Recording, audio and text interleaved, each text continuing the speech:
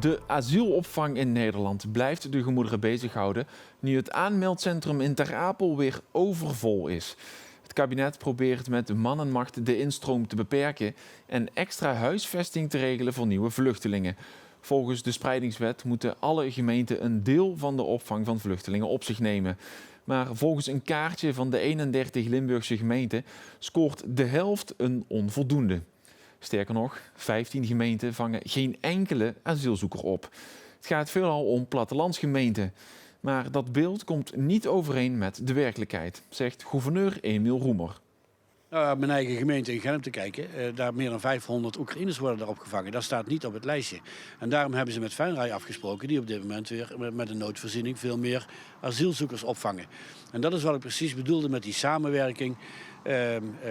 Terwijl bijvoorbeeld een gemeente als Horst weer heel veel doet om een doorstroomlocatie voor statushouders te hebben. Een prachtig voorbeeld hoe gemeentes samenwerken om te kijken wat de mogelijkheden er zijn.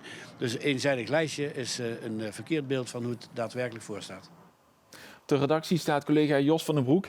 Jos, gouverneur Roemer zegt dat het allemaal wel meevalt. Is dat zo?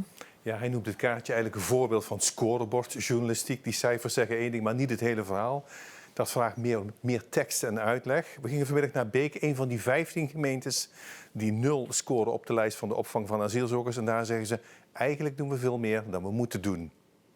We staan hier voor een Oekraïne-gebouw. Daar worden 525 Oekraïners opgevangen.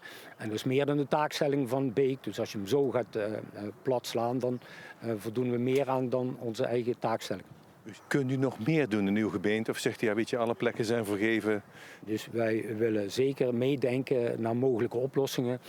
Als u mij nu vraagt van, heeft u een gebouw in de aanbieding, dan kan ik niet direct zeggen dat is een oplossing. Jos, asielminister Van den Brink wil Limburgse gemeenten die niet voldoen toch op het matje roepen. Zijn er burgemeesters die een belletje uit Den Haag kunnen verwachten?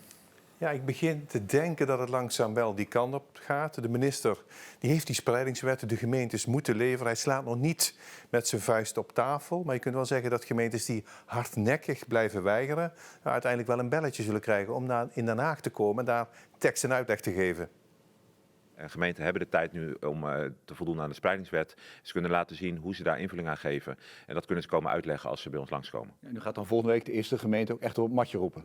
Ja, de gemeente krijgt dus die uitnodiging om daar uitleg over te geven. Daarna worden de bestuurlijke gesprekken ingepland, waardoor een burgemeester of wethouders langs gaan komen. Dat vergt natuurlijk allemaal planning, dus dat zal voor de zomer een aantal gesprekken worden. Hoe tevreden bent u over de Limburgse gemeentes? Bij de meeste tevreden, bij een aantal zeer tevreden. En er zijn er een aantal die mogen elkaar nog eens even in de ogen kijken. En die kunnen dus ook wel een belletje verwachten van de minister? Ik sluit dat niet uit. Ja, we hoorden net de wethouder het Beek zeggen, we doen meer dan dat nodig is. Neemt de minister genoegen met die uitleg uit bepaalde regio's dat ze zeggen, we gooien alle opvang op één hoop?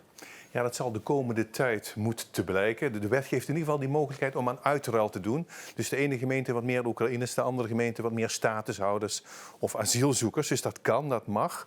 Ja, Limburg staat aan de lat voor ruim 5100 plekken. Volgens onze laatste cijfers komen er nog 1700 tekort. Gouverneur Roemer blijft optimistisch. Hij zegt, er zit een heleboel in de pijplijnen. Het klooster Betanië, daar komen binnenkort honderden vluchtelingen in Venlo als het goed is. Dus er komen toch nog steeds honderden plekken tekort. En uiteindelijk ben ik toch bang dat 1 of 2 gemeentes rekening moeten houden dat ze toch een keer een belletje krijgen en daarna om tekst en uitleg te geven waarom er bij hun gemeente eigenlijk helemaal niks lukt. Wordt vervolgd. Dank je, Jos.